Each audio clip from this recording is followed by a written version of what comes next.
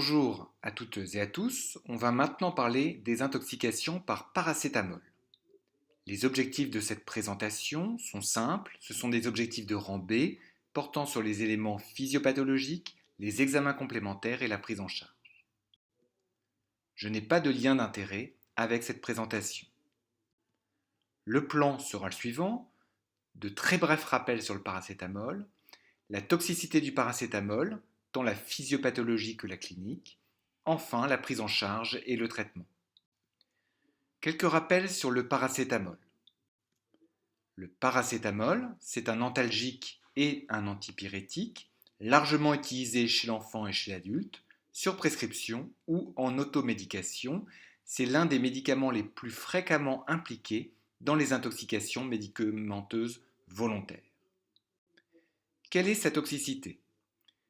Finalement, pour décrire la toxicité du paracétamol, il faut se référer à son métabolisme qui est hépatique. La toxicité du paracétamol est une toxicité hépatique.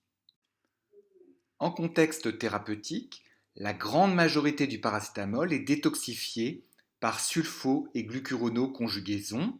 Seule une petite partie du paracétamol est métabolisée par le cytochrome P450 en N-acétyl-P-benzoquinone imine ou NAPQI, qui est un métabolite hépatotoxique.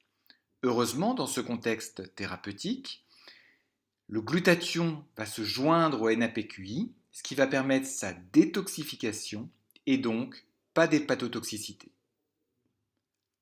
En contexte d'intoxication, les voies de sulfo et de glucuronoconjugaison sont rapidement dépassées, si bien que tout le paracétamol excédentaire va être métabolisé en NAPQI.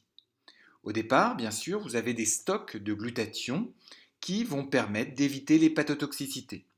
Simplement, le glutathion n'est pas quelque chose d'inépuisable au niveau hépatique, si bien que les réserves vont diminuer et on va aboutir à une hépatotoxicité avec des lésions hépatiques.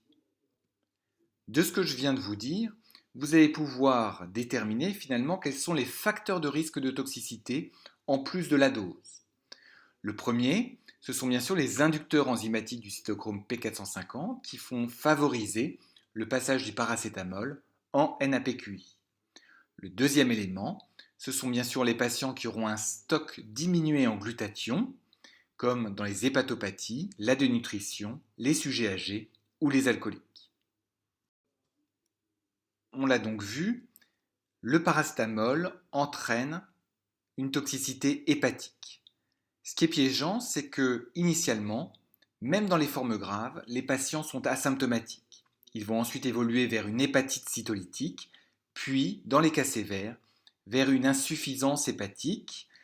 Globalement, on décrit souvent 4 phases. Une phase qui est dite prélésionnelle, avant que les lésions hépatiques apparaissent, qui est asymptomatique au niveau clinique et biologique, entre H0 et H24 après l'ingestion. Une deuxième phase qui est en fait l'apparition d'une hépatite aiguë toxique avec cytolyse, entre H24 et H72 après l'ingestion. Et il peut survenir une phase 3, qui est une insuffisance hépatocellulaire sévère, avec insuffisance rénale aiguë et CIVD. C'est entre H24 et J5.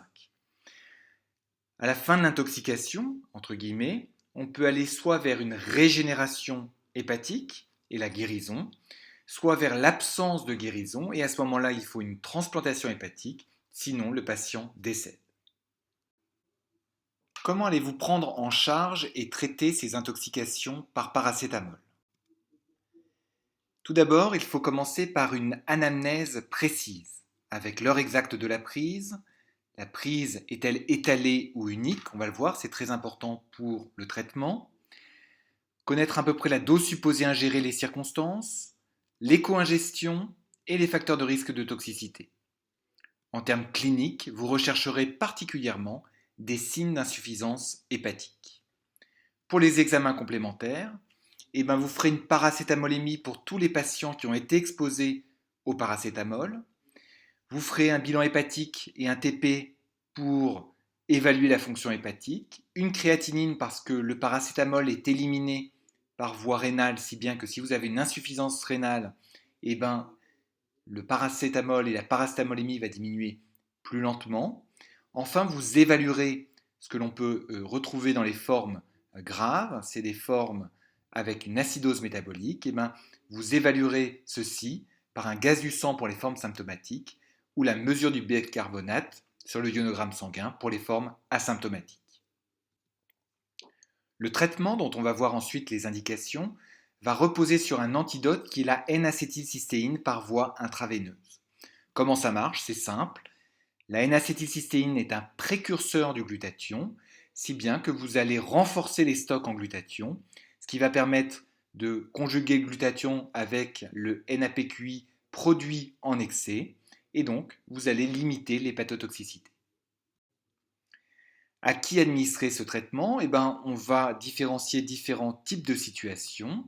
Premièrement, le patient est-il symptomatique ou asymptomatique? S'il est symptomatique, vous administrez de la N-acétylcystéine et vous allez vous rapprocher d'un centre de greffe en cas d'insuffisance hépatique sévère. Ça ne vous empêchera pas, bien sûr, de faire une paracétamolémie. Si le patient est asymptomatique, il faut distinguer les prises multiples sur plusieurs heures de la prise unique. En cas de prise multiple sur plusieurs heures, il faut un avis spécialisé auprès d'un centre antipoison ou d'un centre de référence, mais à mon sens, ça n'est pas à votre programme. En cas de prise unique, à ce moment-là, le traitement est bien codifié. En effet, l'indication du traitement repose sur la mesure de la paracétamolémie au moins 4 heures après l'exposition unique. Pourquoi 4 heures? Parce que vous allez vous référer à un nomogramme où vous avez sur la gauche en ordonnée la concentration de paracétamol que vous avez mesurée. En abscisse, vous avez le nombre d'heures écoulées post-ingestion et que ce nomogramme n'est validé qu'à partir de la 4e heure. Vous allez donc pointer à la fois votre concentration de paracétamol, le nombre d'heures post-ingestion et voir si vous vous trouvez au-dessus ou en dessous de la ligne de traitement. Si vous êtes au-dessus, vous administrerez la N-acétylcystéine. Si vous êtes en dessous, il n'y aura pas besoin d'administrer la N-acétylcystéine. Deux points soulignés. Attention, parfois la paracétamolémie, ici donnée en microgrammes par millilitre, est donnée dans une unité un petit peu différente, par exemple milligrammes par litre. Attention aussi, vous voyez bien que ce nomogramme n'est valable que jusqu'à 24 heures après l'exposition.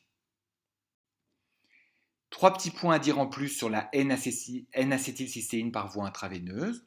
Le protocole dure au moins 21 heures lorsque vous décidez de l'administrer. Et chez les patients symptomatiques, vous l'administrerez jusqu'à la normalisation du bilan hépatique. Parfois, il peut y avoir une réaction anaphylactoïde, notamment pendant la dose de charge initiale. Ça ne contre-indique pas le traitement. Il faut faire un traitement symptomatique et ensuite administrer la N-acétylcystéine à un débit plus faible. Enfin, il faut retenir que l'efficacité maximale de la N-acétylcystéine est dans les 8 à 10 heures après une ingestion unique de paracétamol, ce qui veut dire que vous avez, dans la plupart des cas, le temps de mesurer votre paracétamolémie et de faire votre bilan biologique avant d'administrer la N-acétylcystéine. Quels sont les messages à retenir? Les intoxications par le paracétamol, c'est des intoxications très fréquentes. Le risque, c'est l'hépatotoxicité. L'antidote, c'est la N-acétylcystéine. Quand administrer la N-acétylcystéine? Le patient est symptomatique d'emblée avec des signes d'insuffisance hépatocellulaire. Il faut traiter très largement. Le patient est asymptomatique. Les prises sont multiples et espacées. Il faut un avis spécialisé. À mon sens, ça n'est pas à votre programme. La prise est unique. À ce moment-là, vous déterminez la paracétamolémie au moins 4 heures après l'ingestion. Vous vous basez sur le nomogramme et ces deux éléments vont guider l'indication de la N-acétylcystéine. Dernier point, comme pour toute intoxication, vous réaliserez de principe un électrocardiogramme. Je vous remercie pour votre attention.